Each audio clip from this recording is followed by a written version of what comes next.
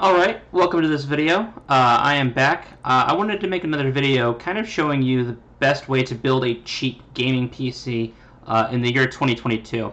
So this video is kind of inspired by a couple people. I saw recently Linus Tech Tips did a video on like a $69 gaming PC, and then they actually added some budget and upgraded it a little bit to give it some more modern features. And one of my favorite channels, Greenham Gaming. I went back and watched a couple of his old videos on cheap gaming PCs. And between those two sources, I think I have a pretty good idea of how the best method, at least my best method, of building a very, very cheap gaming PC that's going to be capable of playing some a lot of AAA games at good settings, 1080p high, and also definitely like esports titles like your Fortnite and your Counter-Strike and all that at very, very high frame rates. So this game PC is going to be cheap. It's not going to have a lot of bells and whistles, but if you want to get some gaming done and even play some modernish AAA games, I think it's going to be a good one. So let's get into the build. I'm kind of going to be doing this a little bit live. A lot of this is not really kind of pre-recorded. It's just to kind of give you an idea of how this process goes and the best way to do it. So I think to start off with is we need to start off with our base. I'm trying to keep the price for this gaming PC at right around $300 because at that point it's significantly cheaper than a new console like the Xbox One X or the PS5, and you know the price to performance is really sweet around there, because if you're going to beat a console, well, you want to be able to undercut that price by a good margin. So one of the best ways of doing that is going for one of these like Dell pre-built computers. These are typically pretty cheap, and they come with a lot. You're going to get a processor, probably some RAM, a hard drive, or maybe sometimes an SSD. In this case, we actually have Windows preloaded on it, which is nice. So let's see what we get here. So if I wanted, if we can go ahead and knock out some of the stuff that we need right now, that's actually going to be pretty great. So if we can get Windows 10, that'd be nice. 16 gigs of RAM is going to be the sweet spot for gaming right now. So hard drive, we can go ahead and select one right now. It doesn't tell us which one, but we can select one. So like if I wanted like a 500 gig SSD, and then either accessories, we don't need any accessories. So that's $200. So let's drop the option for that. And oh, wow, that actually drops the price significantly. So if we just wanted the 1 gig hard drive, wow, that's really not a lot. Interesting.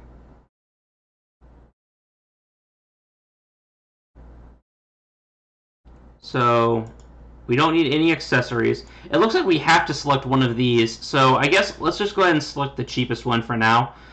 So that is $144 for this tower.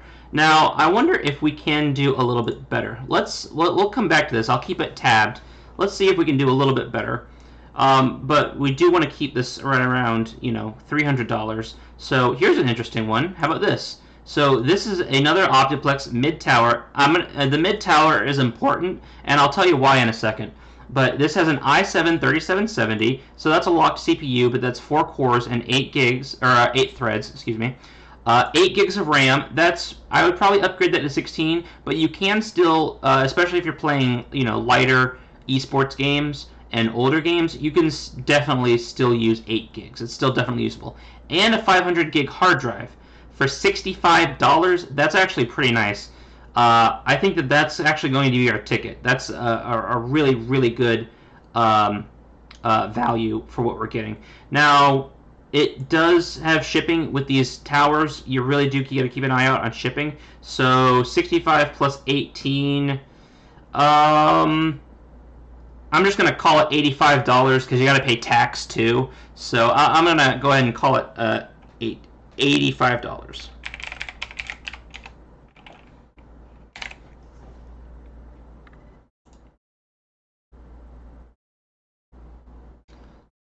Alright, so that is one of our pieces done out of the way. Now for a modern gaming PC, if we're going to want to, this does come with Windows 10 already installed on it, but I would probably recommend that you put it on an SSD. Presumably this Windows 10 is going to be unlocked, so I guess they include a Windows 10 license, or it's unlocked, but either way, Let's go find an SSD. ADATA makes some pretty good ones for fairly cheap. Now, here's where you're going to have to pay some attention also. One of these is going to have a DRAM cache, one of them won't. I'm not entirely familiar with ADATA, so I'm not sure which ones are which. But typically what I will do is when I'm building a PC, I typically like to go for like a 512 gig or a 250 gig SSD, and then I'll have like a terabyte or 2 terabyte hard drive for my games to give me plenty of space, because having the operating system on the SSD is important. If you can fit a couple games, like with this, we can fit our Windows 10. We could probably fit Warzone, Fortnite, couple games on there. But you don't necessarily need to have every single game on the SSD. But I think this is actually a pretty good one.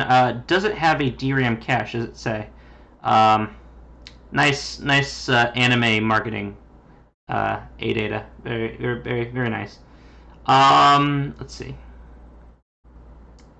Okay, here we go. Yeah, it has a DRAM cache buffer. So there you go. So this one is 512 gigs with a DRAM cache for $45. That seems pretty decent to me. This 480 gig for $40 is another option. 240 for $30. Honestly, storage is really going to come down to personal preference. But what I would do is this Optiplex that we're buying. I guess I exited out of it, but this one right here, it's coming with a 500 gig hard drive. So with this SSD, that gives us a total of a terabyte's worth of storage. So we can have plenty of games on there already. But we could also, if we wanted to, we could get a 2 terabyte hard drive. And if you're okay with having ones that are refurbed, you could get a portable one and shuck it and just take it out of the plastic and put that in there. There are some that are used if you're comfortable rolling the dice on that. Some of them you can get for pretty cheap. I'm seeing like 25, 20 bucks. So you just have to explore. But be careful, because you don't want to waste money on hard drives that might be dead. So we're going to go with our SSD for $45. All right. Now we're going to, whenever I click on that, it exits me out of my other tabs, actually. That's annoying. All right, so now I think is going to come the most important part of this build, and that is going to be our GPU. Now, there is probably the sweet spot GPU that I had in mind when I made this is probably going to be a used 1070. I think that is going to be the sweet spot. So we want to do buy it now. Now, these are typically going for a little bit less than 150, so you can shop around and see what's available. Like this one's 100, which is pretty nice. I'm not going to factor shipping costs into this PC because it's not going to be the same for everybody. So I'm just going to kind of, keep it out of the equation here. But that's a pretty good one. So we can get $100 for a 1070. That's not a bad idea. There's also the 1660 Super. Now, this one, I've actually personally owned it. It's a great card. Very reminiscent of the 1066 gig. It also has 6 gigs of VRAM. But this actually has NVIDIA's new Turing NVENC encoder, which if you want to use Shadowplay or stream to OBS, it's great for that. I think OBS does support it, so it's going to be a good one. This one looks like we can also get it for a very similar price. So we have 115, 135. Up here I saw 125 in box. So the GPUs are pretty good prices right now. It's a pretty good time to buy a GPU because the prices have come down so much from the GPU apocalypse. And the 1660 Super and the 1070 should perform like relatively similarly. But we could also do, if we wanted to go just super budget, and you don't need a lot of graphics horsepower, another good one is the RX 580, which is just a classic budget card. I'm surprised that the prices on these haven't come down a lot more significantly, but you can find these for actually pretty cheap as well. So if you wanted to save a buck and get well below $300, RX 580 is a great option. But I think for the sake of this video, it looks like I don't want to just take the cheapest one and call it a day. So I'm going to say, from what I'm seeing, just scrolling through here, it looks like $120 for a 1070 is very reasonable and very achievable. So I am going to do that. So there we go. All right, so what does that bring the total to? Let's go ahead and tally it up.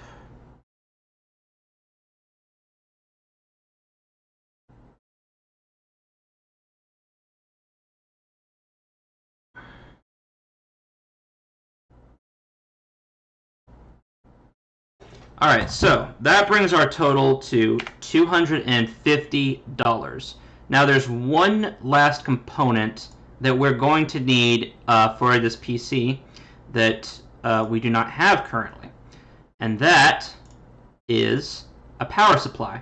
So if you're going to get a higher powered card like the 1660 Super or the 1070, you are probably going to need, you're going to definitely need at least a 6-pin, but especially with if you want to opt for the 1070, you're probably going to need an 8-pin, and maybe multiple 8-pins. And why I went with this Optiplex is that I know from my experience working with these is that you can upgrade the power supply if you need to. And power supplies, good quality power supplies, aren't that expensive right now.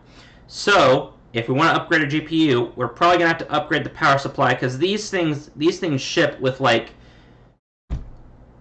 250, 300 watt power supplies. It's just not enough for a GPU that we're going to want to game with.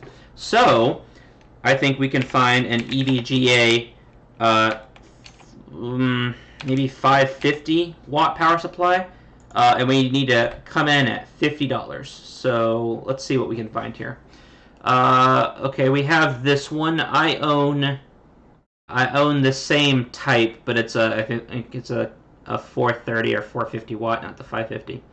I'm wondering if we can find something. I want something that's at least bronze certified, and also 550 watts, because that should give us plenty of headroom for our 1070 and anything else that we need. Because we have to remember, we're also attaching our SSD. It's going to have the 4-pin needed for the CPU. So let's see. Oh, here we go. All right, here we go. So this is a fully modular EVGA. Let's see. 80 plus bronze certified. Okay, so this looks like it should do. And what's nice about this is that we got lucky, and it's actually fully modular. So we actually don't have to attach any of the superfluous cables, because let me tell you, I've worked with these before. The inside of them is not very roomy, so the less cables you have to work with, the better. So that'll work. We'll go with this, because EVGA is one of my favorite brands of power supplies that are a little bit more affordable. Obviously, if you want top of the line, we'd go with something like a Seasonic, but with how cheap this PC is going to be, I think we can make this one work. So we'll go with EVGA 550 bronze for $40. So that brings our grand total to $290. So yeah, there we go. And just because I know how much you guys would like it,